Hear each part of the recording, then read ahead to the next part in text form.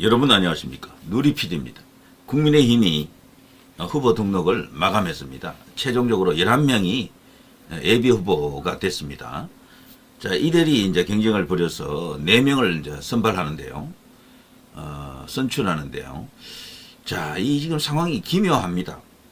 원래는 1강, 3중, 1강, 4중 이런 분위기였는데, 김문수 지지율이 다소 정체 혹은 약간 하락했죠. 그 사이에 다른 주자들 중에 약간 더 올라온 한동훈 같은 경우도 있고, 한동훈이 여전히 양자 대결 붙여보면요, 제일 꼴찌예요, 사실은. 그 유력한 4명, 5명 중에는. 그럼에도 불구하고 다자 구도에서 지지율이 좀 올라왔어요. 그래서 얼핏 보면 2등처럼 보입니다, 2등처럼. 이렇게 되면요, 김문수, 한동훈 2명이 남을 수도 있어요. 자칫하면은. 그건 최악의 상황 아닙니까? 보통 이제 한동훈은 배신자이기 때문에 떨어뜨려야 된다라고 생각하실 텐데, 그 경우에는 예측 불허가 될 것 같아요. 제 생각에는. 자칫하면은.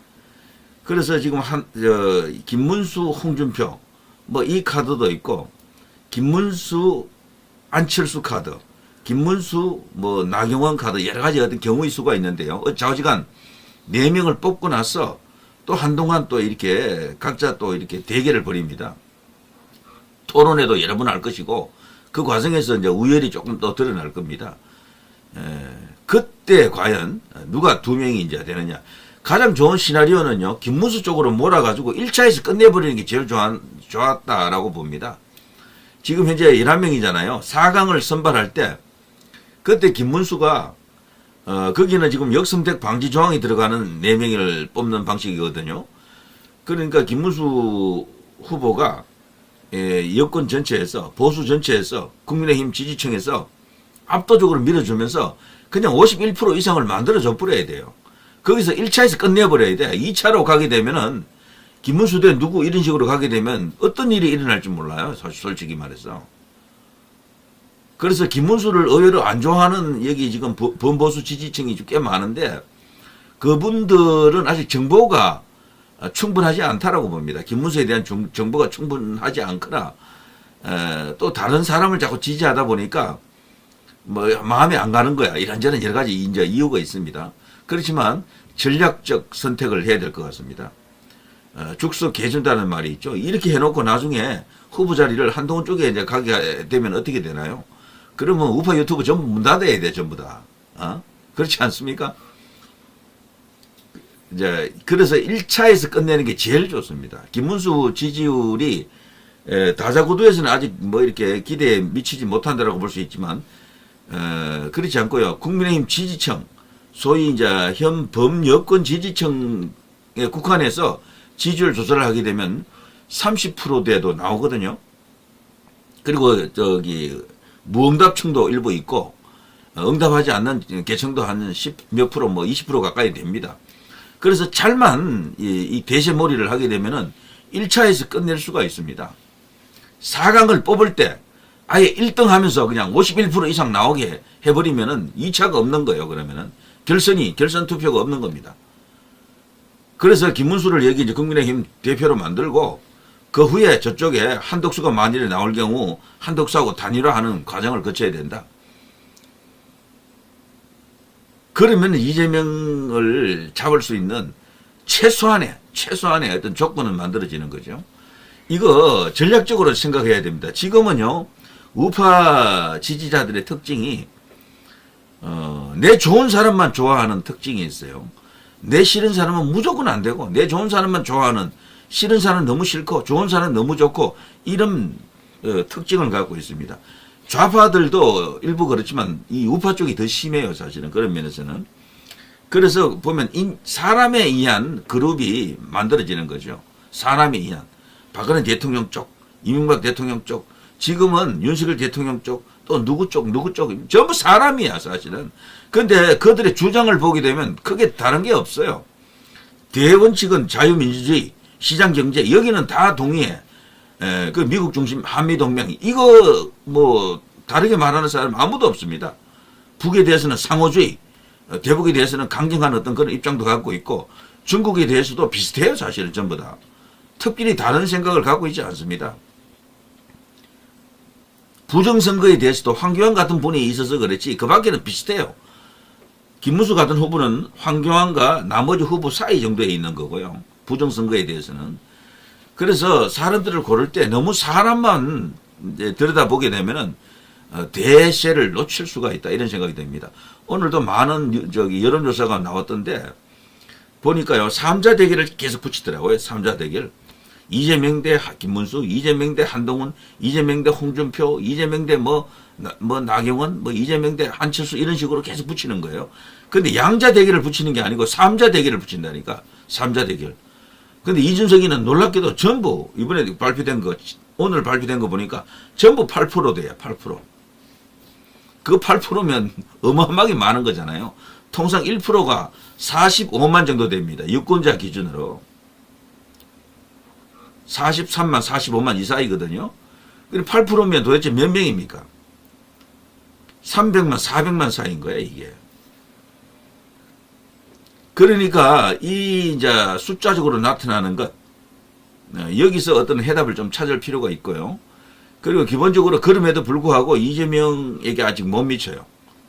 네, 많이 못 미칩니다. 그런데, 앞으로 향후 갈수록, 상황 전개는 이재명은 지지율이 좀 빠질 겁니다. 어쨌거나 거기도 경선을 하잖아요. 3인 경선이죠.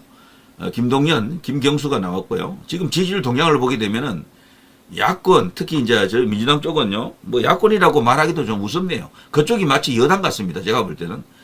이재명이가 혼자 한 50% 가까이 가져갑니다.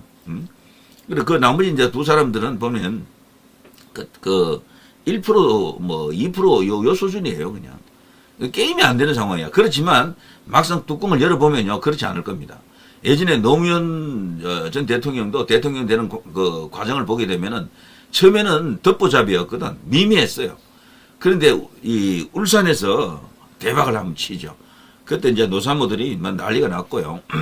그때부터 뭔가 이렇게 터졌죠. 물론 그걸 배후에서 뭔가 이렇게 조종했다라고 믿는 사람들도 꽤 있습니다. 왜냐하면 그때 벌써 김대중, 박지원 등등의 그 라인에서 벌써 뭔가를 준비했다라고 하지 않습니까? 그래서 이제 조작 선거는 그때부터 시작되었다라고 이제 보는 시각이 있죠. 그 유명한 이야기입니다. 그거 이제 아시는 분들은 웬만큼 다 알고 있는 거죠. 아무튼 그런 과정을 거쳐서 노무현이 이제 경선에서 승리하면서 극적으로 대통령이 되죠. 물론 그 과정은 또 정몽준과 단일화라고 하는 그런 우여곡절을 겪었습니다. 원래는 지지율이 정몽준이 더 높았어요. 정몽준이 2002년 월드컵 4강 신화 그 무렵에 정몽준은 정말 대단했었죠. 사실은 정몽준 이분이 그 당시에 여기는 이회창이 있으니까 도저히 어떻게 안 되니까 자기가 나름대로 제3지대에 가서 거기서 이제 뛰었는데 안타까운 일이죠. 원래는 당시 이제 한나라당이죠. 한나라당으로 들어가서 이회창하고 단일화를 했어야 됩니다. 이회창하고. 근데 이회창이 워낙 이제 그게 제왕적 총재 아니었습니까? 그 당시에. 거기는 들어가도 자기 조직도 없고 안 된다 싶으니까, 삼지대에서 뛰다가 노무현하고 단일화를 해버린 거지. 그 노무현은 단일화 없었으면은 이회창에게 안 될 것 같으니까 결국 그런, 궁여지책, 나름대로 자신들 입장에서는 묘수라 생각했겠죠. 그래서 단일화에 성공하고, 결국에는 대통령이 되고 말았죠. 그런 과정을 우리가 알고 있는 겁니다. 아무튼, 이번에도 말이죠. 그 비슷한 상황이 국민의힘 쪽에서 나타날 가능성도 있어요. 누군가 여기서 이제 후보가 되면은, 제3지대에서 한덕수가 되든 누군가가 있을 겁니다. 거기. 이제 그쪽하고 이제 단일화하는 과정 속에서, 정말 대역전, 그런 과정을 밟을 수도 있다라는 희망이 지금 생긴 거죠. 지금 국민의힘 의원들은요, 한 절반 정도, 54명 정도가 한덕수를 모셔오기 위해서 다 서명했잖아요. 이 사람들이 지금 어떻게 이제 행동할 것인가?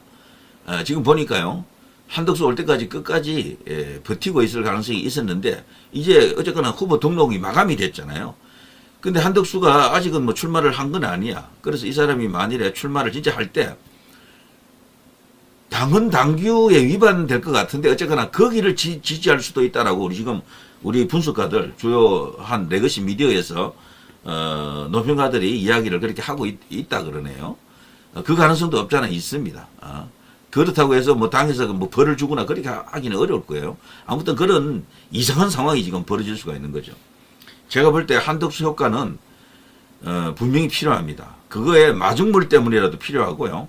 마중물이라는 게 뭐겠습니까? 어디로 이제 가기 위해서는 지금 현재 물이 이제 좀 필요한데 그 물을 만들어내기 위해서도 필요하고요. 다른 말로는 불쏘시개라 그러죠. 큰 불을 만들기 위해서 불쏘시개가 필요하잖아요. 그런 측면에서라도 한덕수는 반드시 필요합니다. 근데 한덕수는 제가 볼 때요, 이분은 출마할 것 같은데 마지막 승부수가 하나 있어요. 한덕수는 지금 상태에서는 조금 부족하다고 볼 수 있습니다. 한덕수도. 그렇지만 뭐가 하나 터지면은 대박이 되는 거죠. 뭔가 하면 지금 한덕수가 대통령 없는 나라에서 대통령 권한 대행이잖아요. 대통령이 없어. 지금 탄핵됐기 때문에 정신적 대통령으로서는 우파에서는 윤석열이라고 하는 정신적 대통령이 있지만 실제 대통령은 아니잖아요. 어쨌거나 지금은 탄핵이 돼버렸기 때문에.